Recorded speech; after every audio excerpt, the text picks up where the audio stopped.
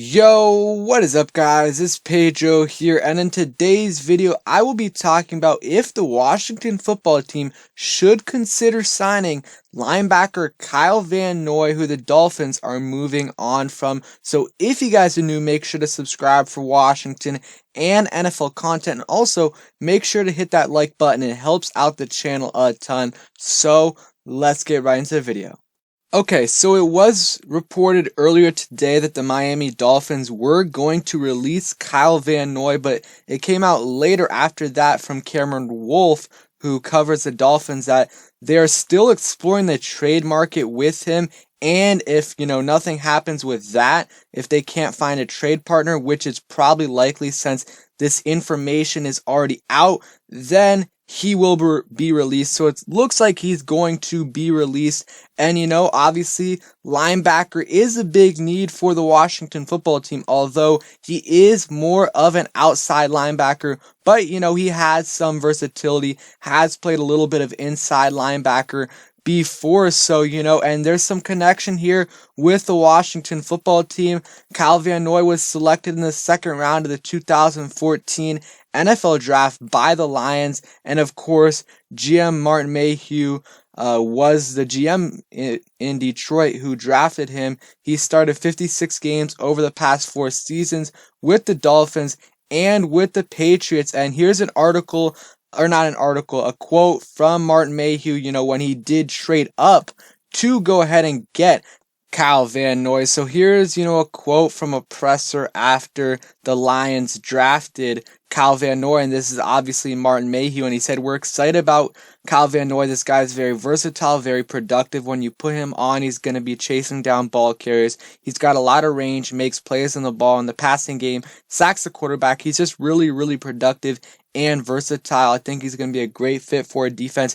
And of course, Ron Rivera, Jack Del Rio, everyone on the Washington coaching staff really values versatility. So who knows, they might be interested in signing someone like Kyle Van Noy. The only problem is he is more of an outside linebacker, and sure, we could no doubt upgrade at that position, but at the price that Kyle Van Noy is probably going to be asking for, I'm not sure if we're going to do it, and I'm not sure if it's going to be worth it. He does have some versatility, and he can play, inside linebacker, but if you look at his production, I've watched some of his highlights and some of his film in the last hour or so, and almost all of his impact plays come when he's rushing off the edge. Almost all of them, whether it be sacks, a play in the run game, or just anything, he's coming off the edge. And we have Montez Sweat and Chase Young, and of course I would love to have Kyle Van Noy, but for the price that he's going to be asking for,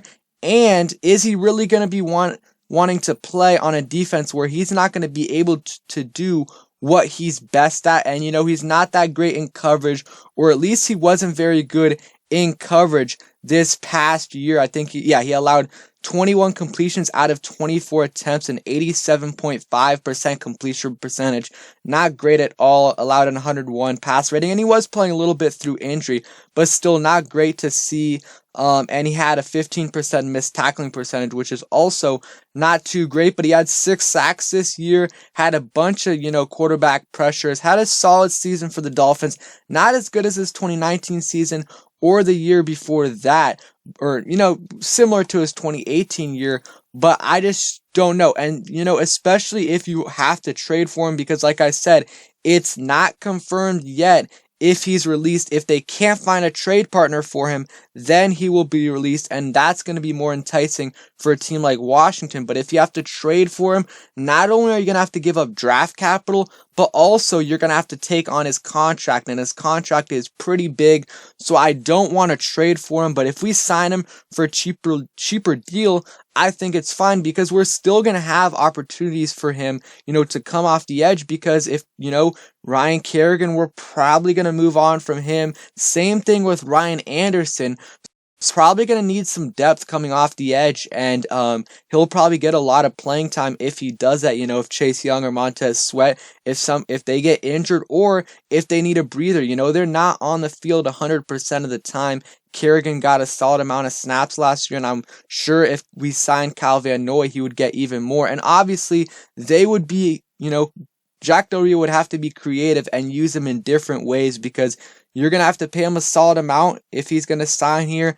And so if you're going to pay him a lot of money, you want him to not just be coming off the edge. And I do think he's capable of that. And I want to read something right here from Nick Ackridge, who is an analyst at PFF for the Washington football team. And he said he can definitely play a bunch of different positions, in the linebacking core, but I just don't see it as a great fit. His best season came in 2019 when he's almost exclusively a stand-up edge rusher and only had to drop back in coverage 92 times.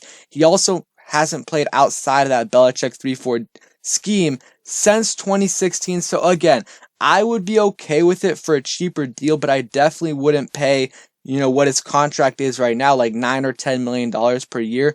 Definitely wouldn't pay for that, because there's a lot of, versatile linebackers this year in the draft that I think you can go after, instead of paying big money for someone that mostly, if you watch some of his highlights, I encourage you guys to go ahead and do that. Almost all of his big splash impact plays come when he's on the edge, not when he's in the box. So that's just me right there. Let me know what you guys think down in the comments below.